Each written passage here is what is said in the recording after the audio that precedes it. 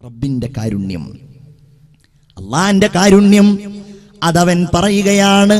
ഒന്നാമത്തെ കാരുണ്യം നമ്മൾ അറിയേണ്ടത് അർ-റഹ്മാൻ. അവന്റെ കാരുണ്യം പറഞ്ഞാൽ തീരില്ല. ഞാൻ ചുരുക്കി 1-2 വചനങ്ങൾ ഓതിക്കുകയാണ്. അല്ലദീ ജഅല ലക്കുമുൽ അർള ഫിറാശ.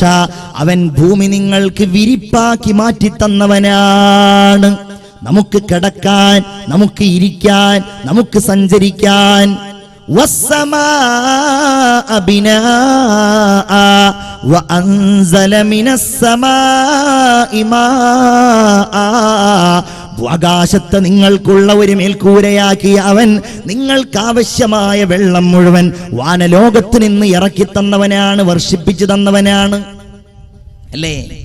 ആ സൂറത്തിന്റെ തുടക്കത്തിൽ പറയുന്ന അർ-റഹ്മാൻ എന്ന വാക്കിന്റെ അർത്ഥം നമ്മൾ പറഞ്ഞാ തീരോ പ്രിയപ്പെട്ടവരെ? അല്ലേ? വജഅൽനൽ ലൈല ലിബാസ. എന്തൊക്കെ സംവിധാനങ്ങൾ! നമ്മൾ ഈമാനുള്ളവർ ആലോചിക്കേണ്ടത്, അല്ലാഹ് പറയുന്നത് ഇത് മനുഷ്യരുടെ കഴിവല്ല, ഇത് പ്രകൃതിയുടെ കഴിവല്ല. വജഅൽന, നമ്മൾ ആക്കിയിരിക്കുന്നു, അല്ലൈൽ, രാത്രിയെ, ലിബാസ, വസ്ത്രമാക്കിയിരിക്കുന്നു. നിങ്ങൾക്ക് വിശ്രമിക്കണമല്ലോ, നിങ്ങൾക്ക് ഉറങ്ങണമല്ലോ. പൊതുസമൂഹത്തിൽ നിന്നും പല കാര്യങ്ങളും നിങ്ങൾ മറച്ചു പിടിക്കാൻ മോഹിക്കുന്നുണ്ടല്ലോ. ആ കാര്യങ്ങൾ നിങ്ങൾക്ക് ചെയ്യാൻ നിങ്ങൾക്ക് ഇതാരാവ്. വല്ലൈലി ഇദാ അസ്അസ്. ഖുർആനിന്റെ വാക്യങ്ങൾ എത്ര മനോഹരമാണ്! രാത്രി ഇങ്ങനെ പതുക്കെ പതുക്കെ പിൻവാങ്ങുന്നു. വസ്സുബ്ഹി ഇദാ തനഫസ്. പകലിതാ പതുക്കെ പതുക്കെ ശ്വാസം വിട്ട് ഇങ്ങനെ വരുന്നു. വജഅൽനൻ നഹാറ മആശാ. ഞാൻ അർത്ഥം മാത്രം പറയുന്നു, ഒരുപാട് കാര്യങ്ങൾ പറയാനുണ്ട്.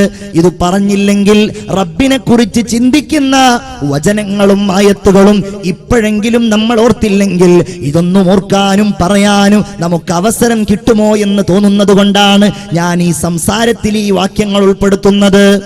വജഅൽനൽ നഹാറ മആശാ. നിങ്ങൾക്ക് പകൽ ജീവിതോപാധിയായി നാം സംവിധാനിച്ചിരിക്കുന്നു. നിങ്ങൾക്ക് കിളക്കാം, നിങ്ങൾക്ക് തെങ്ങിൽ കയറാം, നിങ്ങൾക്ക് വാഹനങ്ങൾ ഓടിക്കാം, നിങ്ങൾക്ക് പണിയെടുക്കാം. നിങ്ങൾക്ക് ജീവിക്കുവാനുള്ള മാർഗം കണ്ടെത്തേണ്ട സമയമാക്കി പകലിനെ നമ്മൾ സംവിധാനിച്ചിരിക്കുകയാണ്. വബനൈനാ ഫൗഖകും സബ്അൻ ശിദാദാ. ഈമാനോടുകൂടെ നിങ്ങൾ കേൾക്കണം, ഇതിന് മുകളിൽ 7 ആകാശങ്ങൾ ശക്തമായി നമ്മൾ നൽകിയിരിക്കുകയാണ്. എന്താ ആകാശത്തിന്റെ പ്രത്യേകത? ആകാശത്ത് നിന്നാണ് നമുക്കുള്ള റിസ്ക് ഇറങ്ങുന്നത് എന്നാണ് മുഅ്മിൻ വിശ്വസിക്കേണ്ടത്. 7 ആകാശം. പടച്ചോന്റെ കഴിവ് എത്രയാണ്! പണ്ഡിതന്മാര് പറയുന്നുണ്ട്, 1-ാം ആകാശവും 2-ാം ആകാശവും ഒന്ന് താരതമ്യം ചെയ്താൽ, 1-ാം ആകാശവും 2-ാം ആകാശവും ഒന്ന് താരതമ്യം ചെയ്താൽ, വിശാലമായ ഒരു മരുഭൂമിയിൽ ഒരു മോതിരമിട്ടാൽ എത്രയുണ്ടാകുമോ അത്രയാണത്രേ 1-ാം ആകാശം ഉണ്ടാവുള്ളൂ 2-ാം ആകാശത്തിലേക്ക്. അത്രേ ഈ 2ഉം 3-ാം ആകാശത്തേക്കുണ്ടാകൂ.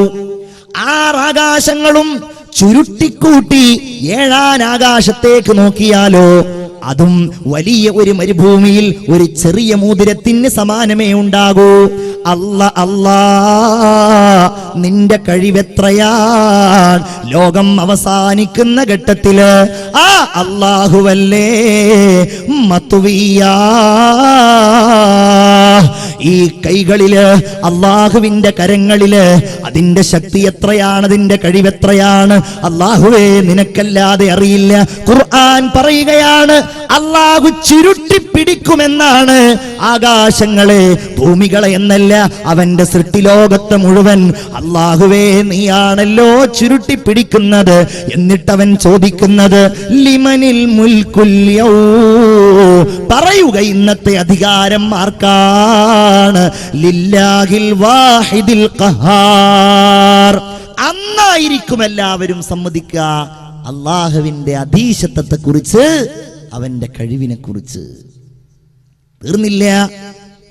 വബനൈനാ ഫൗഖകും സബ്അൻ ശിദാദാ വജഅൽനാ സിറാജൻ വഹാജാ. കത്തിജ്വലിക്കുന്ന വിളക്കായി സൂര്യനെ സംവിധാനിച്ചവൻ നമ്മളാണ്. സൂര്യനില്ലെങ്കിൽ സസ്യങ്ങൾ വളരുമോ? സൂര്യനില്ലെങ്കിൽ നമുക്ക് വെളിച്ചമുണ്ടാകുമോ? സൂര്യനില്ലെങ്കിൽ രാവുണ്ടാകുമോ? പകലുണ്ടാകുമോ? ഭക്ഷണങ്ങൾ ഉണ്ടാകുമോ? സൂര്യനെ സംവിധാനിച്ചത് നാമാണ്.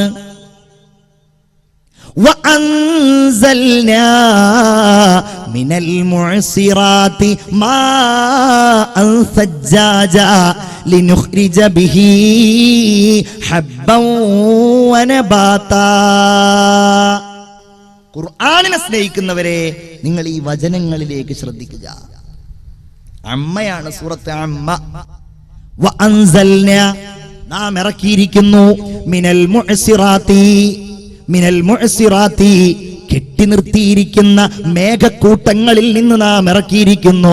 മാഅൻ സജ്ജാജാ, കുത്തിച്ചൊരിയുന്ന മഴയെ ഇറക്കിയിരിക്കുന്നു. അല്ലേ? ഈ വെള്ളം ഇങ്ങോട്ട് വന്നാലോ, അന്നാ സ്വബബ്നൽ മാഅ സ്വബ്ബ, ആകാശത്ത് നിന്ന് നാം മഴ പെയ്യിപ്പിച്ചു, മഴ വർഷിപ്പിച്ചു. സുമ്മ ശഖഖ്നൽ അർള ശഖ്ഖാ, പിന്നെ ആ ഭൂമിയെ നാം പിളർത്തിയിരിക്കുന്നു. ഫഅംബത്നാ ഫീഹാ സുമ്മ ശഖഖ്നൽ അർള ശഖ്ഖാ വഅംബത്നാ ഫീഹാ حبا وعنبا وقلبا وزيتونا ونخلا وحدائق غلبا وفاكهة وأبا متاعا لكم ولأنعامكم. നിങ്ങൾക്കുള്ള ഭക്ഷണം, നിങ്ങളുടെ മൃഗങ്ങൾക്കുള്ള ഭക്ഷണം ഈത്തപ്പഴങ്ങളായി, ഫലവർഗ്ഗങ്ങളായി, സസ്യങ്ങളായി, നെല്ലുകളായി, എന്തെല്ലാം എന്തെല്ലാം. ആരാണിത് നൽകിയത്? അർ-റഹ്മാൻ, കാരുണ്യവാനായ അല്ലാഹു. ഇതൊന്നും പറയാൻ നമ്മൾ പുറത്തത്തെ എന്തെങ്കിലും കാര്യം പറയേണ്ട. ഖുർആനിലെ ഈ വാക്യങ്ങൾ ഇങ്ങനെ ഓതി നോക്കിയാൽ മതി. എന്തൊക്കെ അത്ഭുതങ്ങൾ, പറഞ്ഞാൽ തീരൂല്ല. അതുകൊണ്ടല്ലേ ഈ കാരുണ്യത്തിന്റെ വജസ്സുകൾ കേൾക്കുമ്പോ ഇന്നും ലോകം ഇസ്ലാമിന്റെ ശാദ്വലമായ തീരത്തേക്കണയുന്നത്. അതുകൊണ്ടല്ലേ. വേറെന്താ അതിന്റെ കാരണം പറയാ? ഈ വചനങ്ങളുടെ പ്രവാഹം, അതിശക്തമായ വചനങ്ങളിൽ ഉൾക്കൊണ്ടിരിക്കുന്ന രാജാതിരാജന്റെ ഉന്നതമായ കഴിവുകൾ. അർ-റഹ്മാൻ, അല്ലാഹുവിന്റെ കാരുണ്യത്തെ കുറിച്ച് മനസ്സിലാക്കിയാൽ ആർക്കാണ് പ്രിയപ്പെട്ടവരെ ഈ ദീനിനെ അംഗീകരിക്കാതിരിക്കാൻ കഴിയുക? അല്ലേ? കാറ്റ് സ്റ്റീവൻസ് എന്ന വലിയ ഉന്നതനായ പോപ്പ് സംഗീതജ്ഞനെ കുറിച്ച് കേൾക്കാത്തവർ ഉണ്ടായിക്കൊള്ളണം എന്നില്ല. പോപ്പ് സംഗീതം നമുക്കാർക്കും പരിചയമില്ല. പക്ഷെ എന്നാലും പോപ്പ് ഗായകന്മാരെ നമുക്ക് എല്ലാവർക്കും അറിയാം. അപ്പൊ നിങ്ങൾക്ക് എല്ലാവർക്കും സുപരിചിതനായ ഒരു പോപ്പ് സംഗീതജ്ഞനാണ് ആര്? നിങ്ങൾക്ക് എല്ലാവർക്കും അറിയാം, മൈക്കൽ ജാക്സൺ. ഇല്ലേ? മൈക്കൽ ജാക്സൺ പോപ്പ് സംഗീതത്തിലൂടെ നേടിയെടുത്ത സ്ഥാനങ്ങളും നേട്ടങ്ങളും പണവും പ്രതാപവും ഒക്കെ അദ്ദേഹം മരിച്ചതിനോടനുബന്ധിച്ച് പത്രങ്ങളിൽ നമ്മൾ വായിച്ചിട്ടുണ്ടായിരുന്നു. സത്യത്തിൽ നമ്മൾ ആരും ജീവിതത്തിൽ ഇന്ന് വരെ പോപ്പ് സംഗീതം കേട്ടിട്ടില്ല. എന്നാലും പോപ്പ് സംഗീതം ലോകത്ത് പ്രശസ്തമാണ്.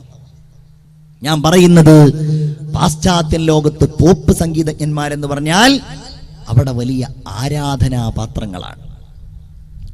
അന്ന് 970 കാലഘട്ടങ്ങളിൽ അമേരിക്കയടക്കമുള്ള, ബ്രിട്ടൻ അടക്കമുള്ള പാശ്ചാത്യൻ രാജ്യങ്ങളിൽ ഉന്നതനായി അറിയപ്പെട്ടിരുന്ന പോപ്പ് സംഗീതജ്ഞനായിരുന്നു കാറ്റ് സ്റ്റീവൻസ്.